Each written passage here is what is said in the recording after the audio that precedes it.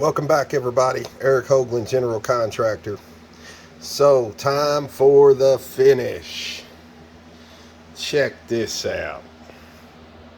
So, if you all remember in the before, the vanity top was sitting right here. We had that kick out wall that came straight out. Had some shelving over here on the side. So we tore that wall out. Went with a rain head up top, plus a shower head. We got a 10 jet tub in here. Motor in the back. Crystal clean finish. Ran that decorative strip all the way through and a runway right up the middle, and then faced that front of that tub the same runway. So the customer got some really cool fixtures, old school brass. So this is a really unique diverter.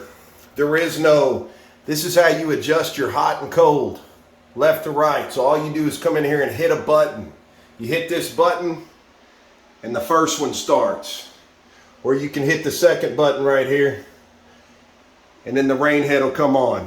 Really cool, instead of turning the knob. So the knob actually adjusts your hot and cold.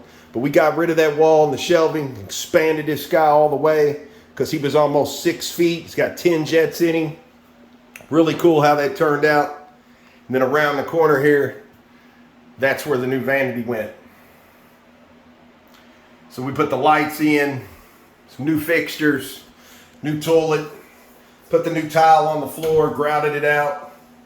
Just as pretty as ever. Show you the back side here. That trim really brought out the ceiling. It's that oil rub bronze. So we sprayed that all the way to match. As usual, thanks for tuning in. Thanks for watching. Until the next bathroom or kitchen we do, see you next time.